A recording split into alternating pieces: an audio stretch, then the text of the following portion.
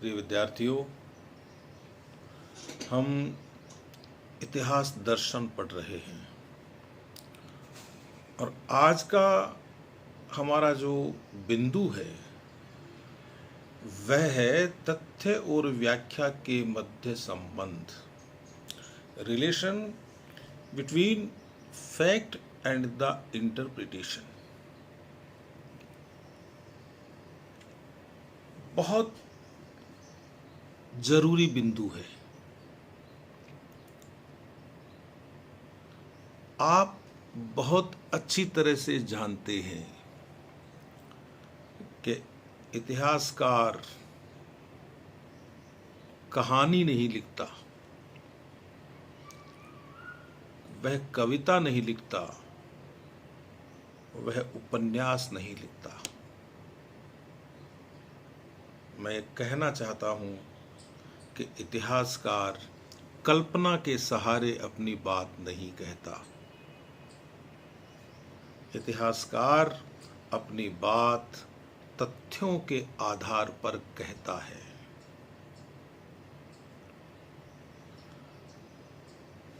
इतिहासकार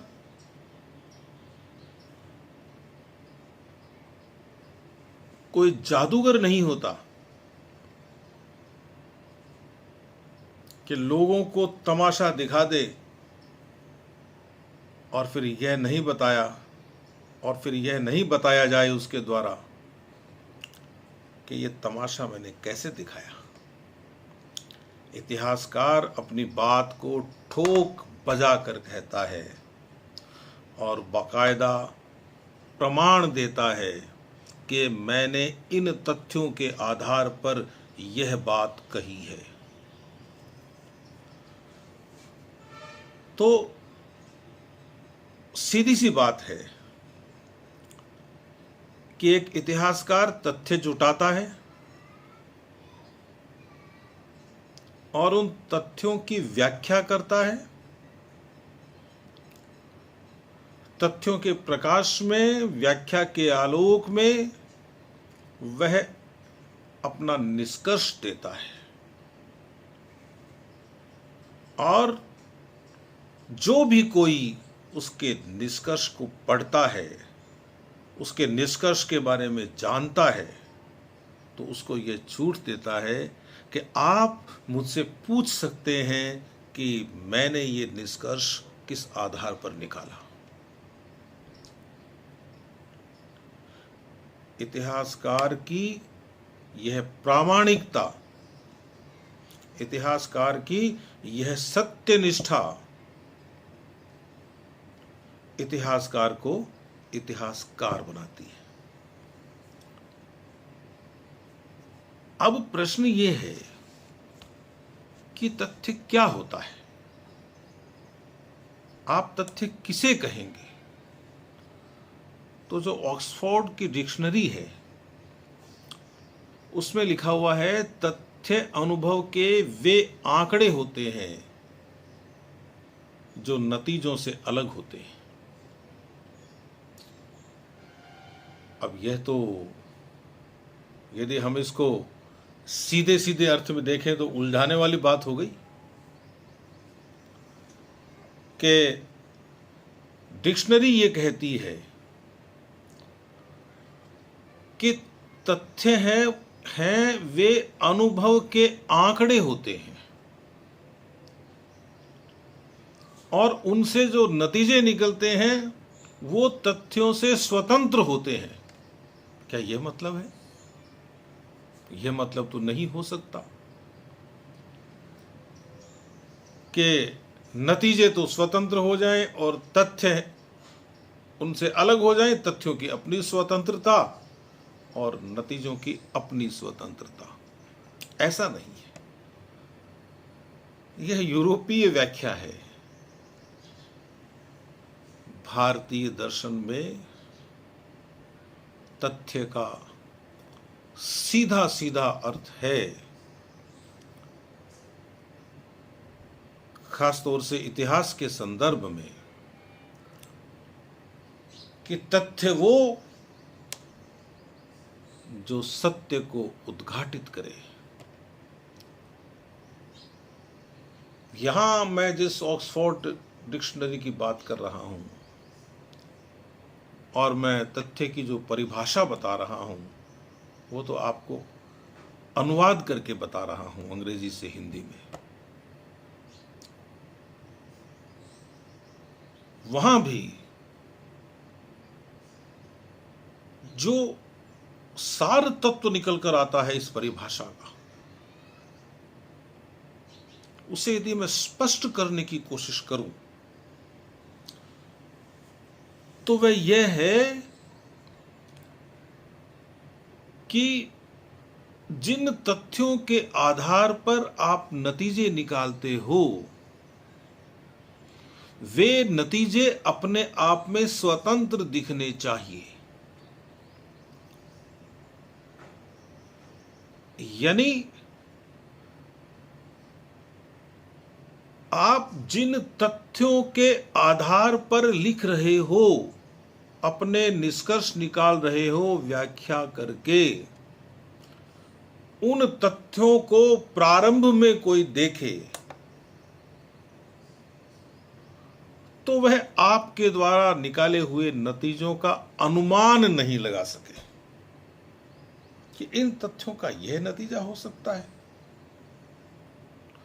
और जब वो आपका निष्कर्ष देखे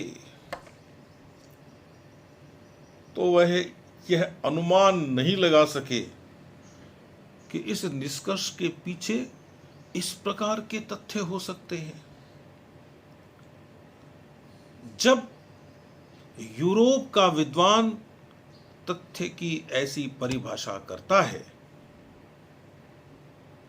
कि जो तथ्य है वो नतीजे से भिन्न होता है, तो उसका यही अर्थ लगाया जाना चाहिए कि जो तथ्य आपको प्राप्त हुए हैं उन तथ्यों की व्याख्या आपने इतने परिश्रम से की है कि उसके द्वारा जो नतीजे निकल कर आए वो अपना स्वतंत्र अस्तित्व रखते हो, अपनी एक खुली पहचान रखते हो। अब इसे यदि आप सरल रूप में समझना चाहें तो मैं एक उदाहरण देकर आपको समझा सकता हूं। मान लीजिए आप किचन में हैं, आपके पास तेल है,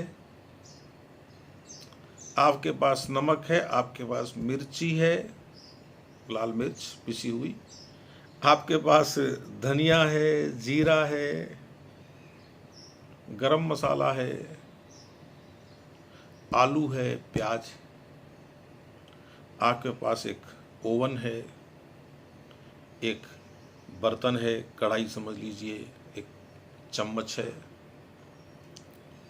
पानी है, और जब ओवन है तो आग होगी ही होगी। आपने एक प्रक्रिया अपनाई, बर्तन को ओवन पे रखा, उसमें तेल डाला, उसके गर्म होने का इंतज़ार किया, एक तरफ आपने अपने मसाले रखे।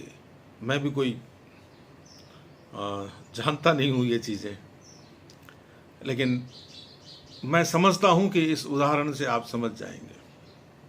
मान लीजिए कोई माता ऐसा कर रही है, कोई बहन ऐसा कर रही है, कोई पत्नी ऐसा कर रही है, उनको देखिए आप। तो चढ़ा दिया कढ़ाई को ओवन पर, आपने उसमें तेल डाल दिया, तेल गर्म हो गया, जीरा डाल के देख भी लिया कि तेल कितना गर्म हुआ है, फिर आपने उसमें छोंक लगाया, फिर आपने उसमें कटे हुए आलू प्याज डाल दिए, पानी डाल दिया, थोड़ी देर इंतज़ार किया, ढक दिया, और बाद में एक चीज़ तैयार होती है जिसे आप एक दूसरे बर्तन में निकाल लेते हैं और खाने की टेबल पे ले जाके रख देते हैं रोटियों के साथ। उसे क्या कहोगे आप? कि ये आलू प्याज की सब्जी है। ये आलू प्याज की सब्जी तो है निष्कर्ष, और वो जो सामग्री आपके पास है वो है आपके तथ्य, और ये जो काम कर रहे हैं आप, तो आप हो गए इतिहासकार। तो इस उदाहरण से आप समझ सकते हैं कि तथ्य और उन तथ्यों से प्राप्त नतीजा अपनी स्वतंत्र पहचान रखते हैं। सब्जी बनने से पहले एक चीज लाल मिर्ची होगी, एक चीज धनिया होगी, एक चीज नमक होगी, एक चीज तेल होगी। अलग अलग पहचान है उन सब चीजों की। और जब माल तैयार हो जाता है तो उसकी एक पहचान है कि ये आलू प्याज की सब्जी है। और जब ज्यादा बात होगी तब जिसको आलू प्याज की सब्जी की तह में जाना होगा कैसे बनती है, तो वो आपके तथ्यों तक आएगा। तो इस तरह से यदि आप तथ्य को समझेंगे, व्याख्या को समझेंगे, नतीजे को समझेंगे, तो शायद तथ्य और व्याख्या के बीच के संबंध को जान सकेंगे, व्याख्या और नतीजे के बीच के संबंध को जान सकेंगे, तथ्य, व्याख्या और निष्कर्ष, इन तीनों के बीच के संबंध को भी आप जान सकेंगे।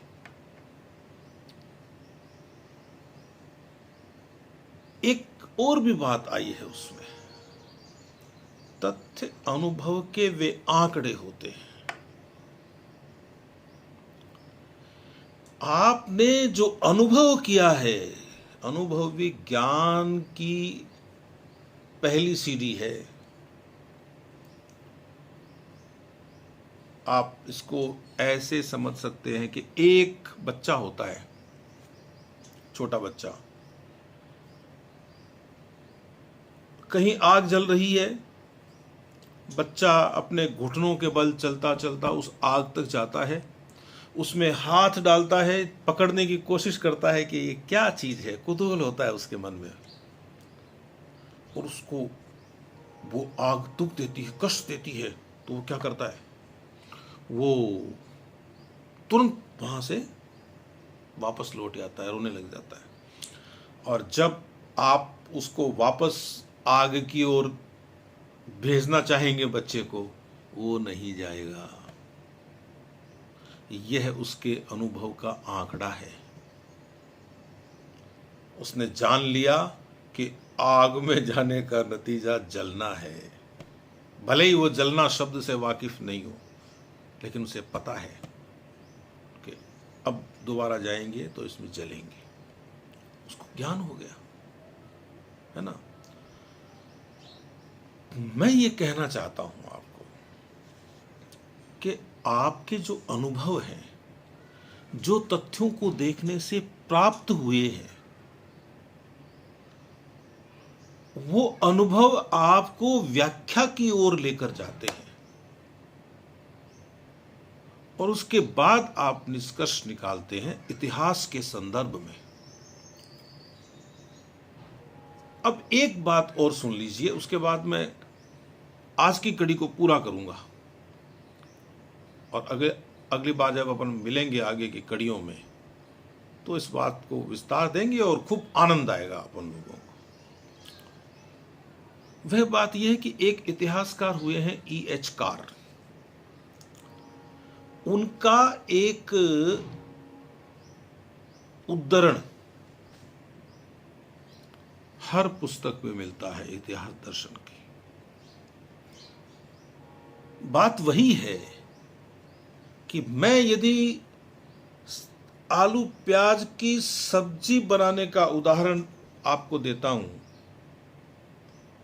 तो वो मछुआरे द्वारा नदी या सागर से निकाली हुई मछलियों का उदाहरण देते हैं। बात एक ही है।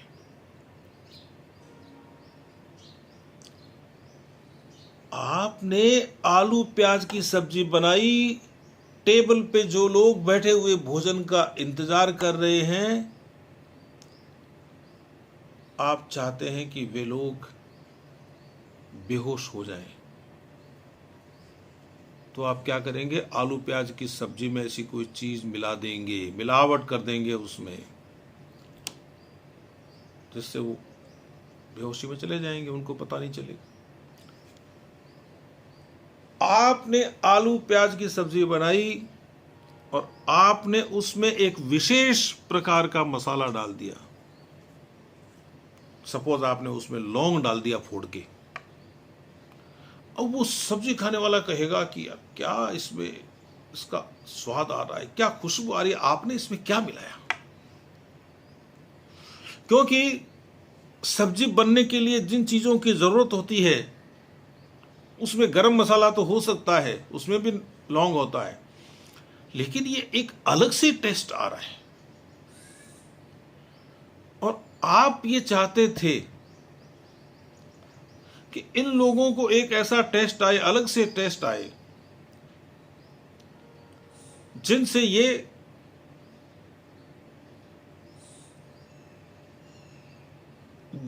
अपना नतीजा निकाल लें कि ये आदमी अच्छी सब्जी बनाता है। बहुत सारे लोग, बहुत सारी कंपनियां अपना फार्मूला बताना नहीं चाहती और खूब माल बिकता है उनका। तो आपने ऐसा कुछ उसमें मिला दिया जो पारंपरिक रूप से नहीं मिलाया जाता। आपने उसमें 4 गुड़ के टुकड़े डाल दिए छोटे छोटे। अगले को समझ में नहीं आ रहा है कि ये आलू का मिठास है, प्याज में भी ऐसा मिठास होता है।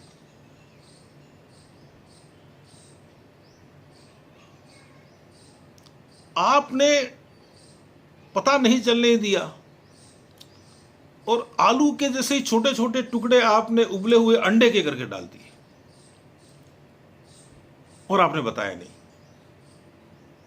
आप तो नतीजा दे रहे हैं खाली।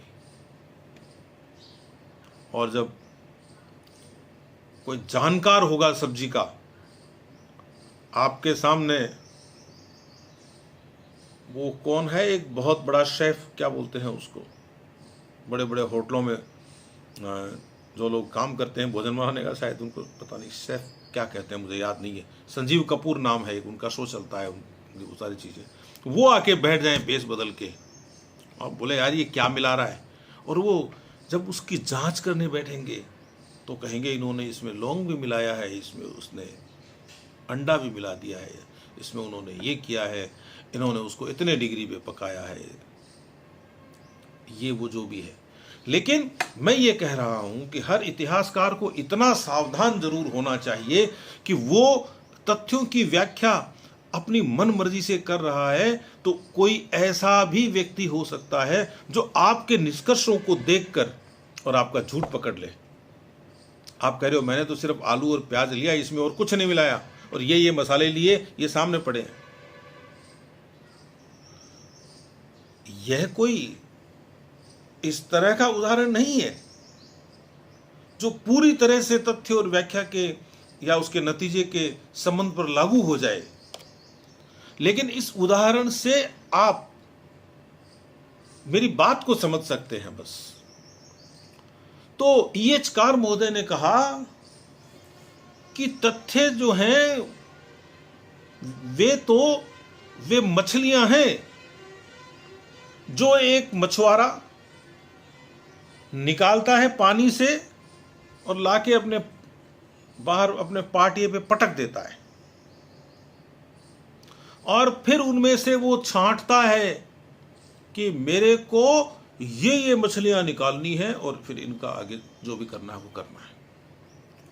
इतिहासकार भी अपनी पसंद के तथ्यों का चयन करता है और अपनी मर्जी से, अपनी चाहना के अनुसार अपने पूर्वाग्रहों के अनुसार, अपनी धारणा के अनुसार व्याख्या करता है और नतीजे निकालता है। एक अच्छा इतिहासकार ऐसा नहीं करता।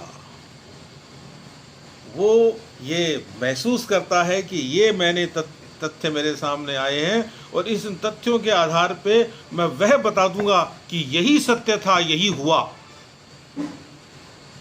तब तो वो सच्चा इतिहासकार है। उसके निष्कर्ष सच्चे होंगे और उसके निष्कर्षों पर बाद में जब काम होगा तो वो प्रामाणिक सिद्ध होगा इतिहासकार। तो आज की बात को मैं यही पूरा करता हूं और जब आगे अपन मिलेंगे, आगे की कड़ियों में मिलेंगे, मैं समझता हूं कि ये कड़ियां है, ये जो सिलसिला है वो 3-4 कड़ियों में पूरा हो जाएगा। तो अपनी बातों को थोड़ा विस्तार देंगे और यह जो उदाहरण है इसको पीछे छोड़कर, चाहे वो उदाहरण मेरा हो चाहे वो ईएचकार महोदय का हो, और चीज़ों को अपन वस्तुनिष्ठ रूप से समझने की कोशिश करेंगे। तो तब तक के लिए अनुमति दीजिए। नमस्कार, फिर मिलेंगे।